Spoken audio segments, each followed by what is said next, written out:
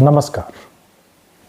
Uterine contraction अगर 37 completed week से पहले हो इसे प्री टर्म लेबर बोलते हैं। इसकी ड्यूरेशन 20 वीक से लेकर 36.6 वीक्स और लेस देन 259 डेज होती है।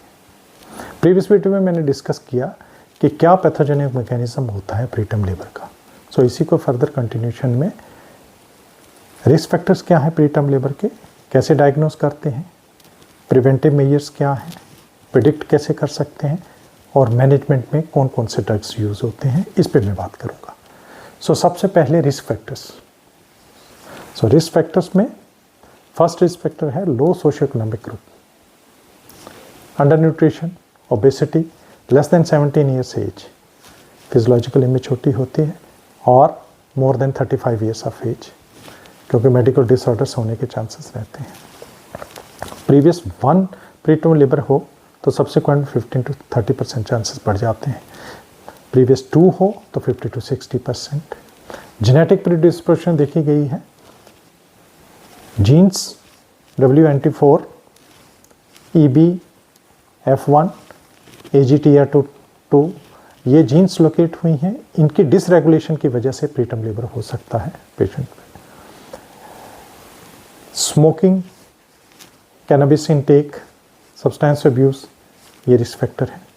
मदर में अगर मेडिकल डिसऑर्डर्स हों, ऑटोइम्यून डिसऑर्डर्स हों, anaemia, diabetes, hypertension, kidney disease, periodontal infections, ये इंडिपेंडेंट रिस्क फैक्टर है। सर्विक्स अगर बाई बर्थ शॉर्ट है, लेंथ 2.5 सेंटीमीटर से कम है, ये रिस्क फैक्टर है।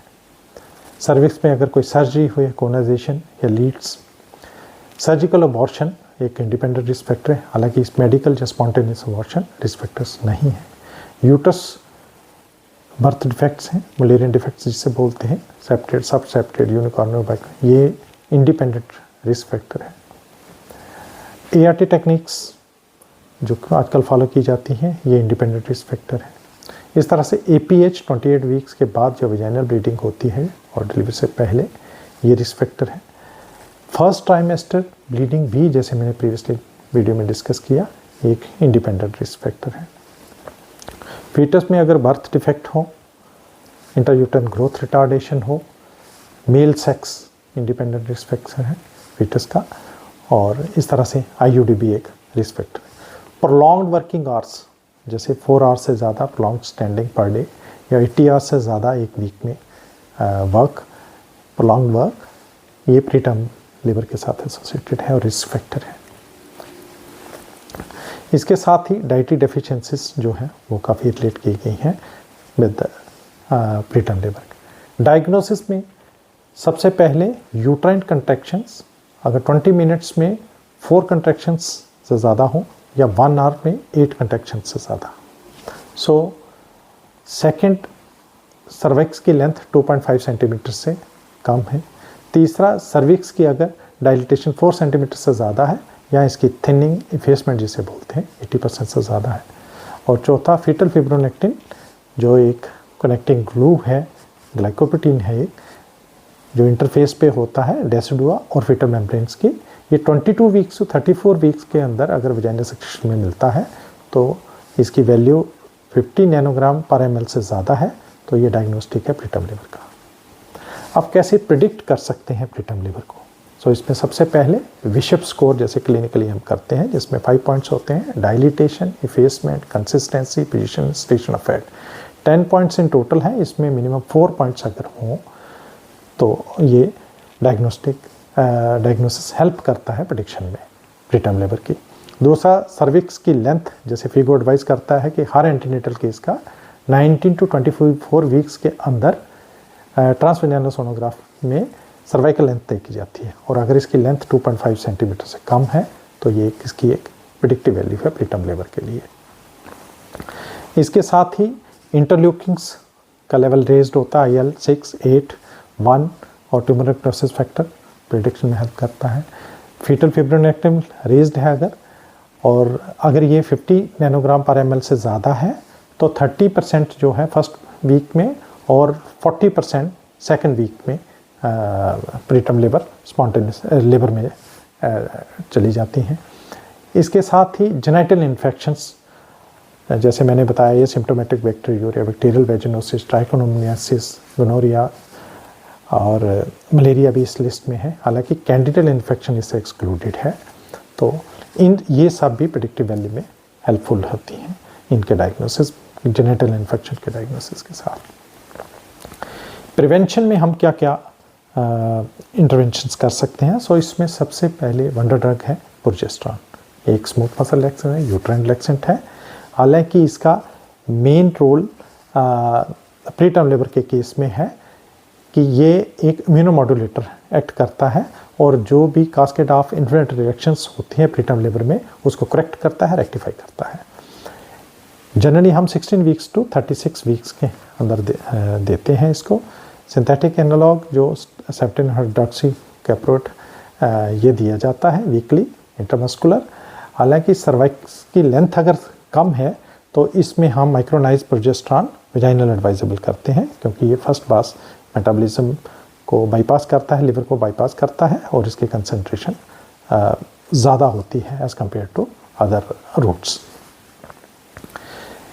लेस देन 11 वीक्स में स्टार्ट करने से कुछ स्टडीज़ ने मेल फीटस में हाइपोस्पीडियस की एसोसिएशन बताई है और colorectal brain fetal brain CA के साथ इसका रिलेशन, प्रोस्टेट के साथ, इन मेलिग्नेंसीज के साथ इसकी एसोसिएशन बताई है कुछ एक स्टडीज़ ने। कंट्राइंडिकेशन इसकी है कि अगर हार्मोन सेंसिटिव मेलिग्नेंसी है, लिवर डिसऑर्डर है या अनकंट्रोल्ड हाइपरटेंशन है तो प्रोजेस्टेरॉन नहीं दिया जाता। अब एक पॉइंट हमें इसमें ये वाइल यूजिंग प्रोजेस्टेरॉन ये याद रखना है कि टर्म लेबर या प्री टर्म लेबर दोनों ही केसेस में फंक्शनल विड्रॉल ऑफ प्रोजेस्टेरॉन होता है। सो ये हेल्पफुल, प्रोजेस्टेरॉन का यूज़ हेल्पफुल रहता है इन केसेस में फॉर प्रिवेंशन। हालांकि मल्टीफिटल जेस्टेशन के केस में प्रोजेस्टेरॉन हेल्पफुल नहीं होता, क्योंकि इसमें पैथोजेनिक मैकेनिज्म लास्ट वीडियो में जैसे मैंने डिस्कस किया कि वो डिफरेंट होता है एज कम्पेयर टू अदर कासेस। इसके बाद सेकंड जो मॉडलिटी है वो है इंटरवेंशन सर्वाइकल सर्कलाज। इसमें हम सर्वाइकल कैनाल में स्ट्रॉन्ग सूचर अप्लाई करते हैं। जनरली 12 वीक्स पे किया जाता है, 12 to 28 वीक्स तक कर सकते हैं। 28 वीक्स के साथ बाद इसका जो रिस्क फैक्टर हैं वो आउटवे करने लगते हैं और जनरली नहीं अप्लाई किया जाता।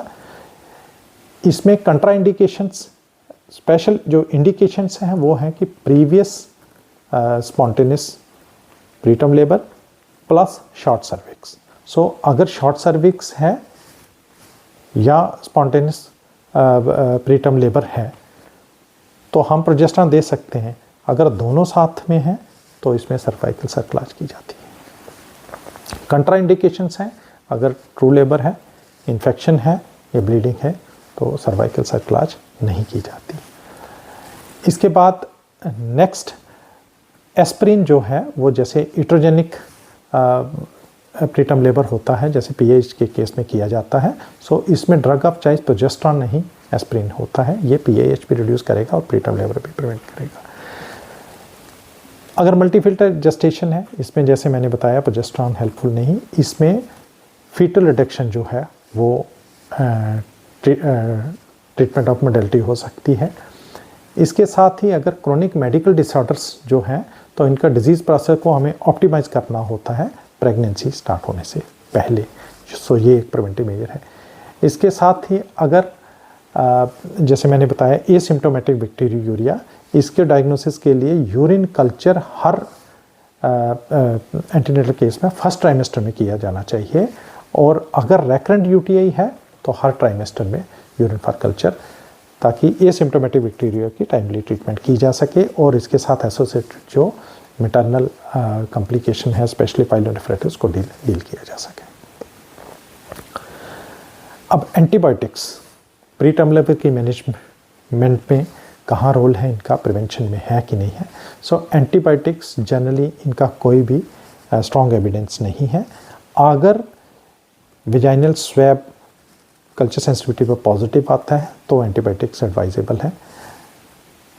अदरवाइज जो स्पेशली इंडिकेटेड केस है इसमें ये सिम्टोमेटिक बैक्टीरिया के केस में एंटीबायोटिक्स देनी है।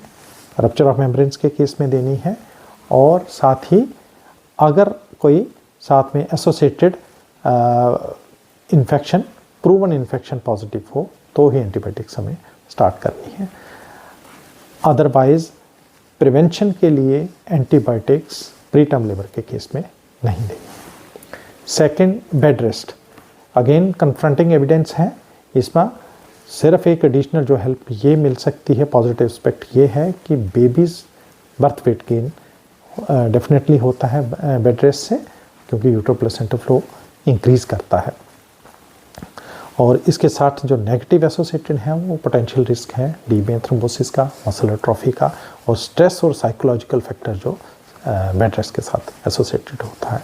सिमिलरली सर्वाइकल पेसरी एडवाइजेबल नहीं है, इसका कन्फ्रंटिंग एविडेंस है। अब मैनेजमेंट में दो ड्रग्स हम यूज़ करते हैं, एक तो स्टीरॉइड्स में जो ट्रेडिशनली डेक्सामेथासोन और betamethasone 12 milligrams 24 hours per 24 milligrams in total, dexamethasone 6 milligram 12 hourly 24 milligrams in total. दोनों ही ड्रग्स इक्वली यूज़फुल हैं। ये ड्रग्स इसलिए यूज़ किए जाते हैं ऑल द स्टीरॉइड्स क्योंकि ये प्लेसेंटा का जो एंजाइम है इनको मिनिमली न्यूट्रलाइज करता है, सो इनकी कंसंट्रेशन फीटस में हायर कंसंट्रेशन रहती है। इंडिया में डेक्सामेथासोन किया जाता है क्योंकि ये इजीली अवेलेबल है, चीप है और हीट स्टेबल है। जनरली हम 23 वीक्स पे स्टार्ट करते हैं, 34 वीक्स तक दे सकते हैं। मैक्सिमम इफेक्ट इसका 24 आवर्स के बाद आता है और 2 to 7 डेज तक इसका इफेक्ट रहता है। कंट्राइंडिकेशंस दोनों ड्रग्स की है इन्फेक्शंस, कोरियोमाइटिस, इन केसेस में हमें नहीं देना होता। दूसरा क्लास ऑफ जो ड्रग्स है वो है टोकोलिटिक्स 34 वीक से पहले दिए जाते हैं।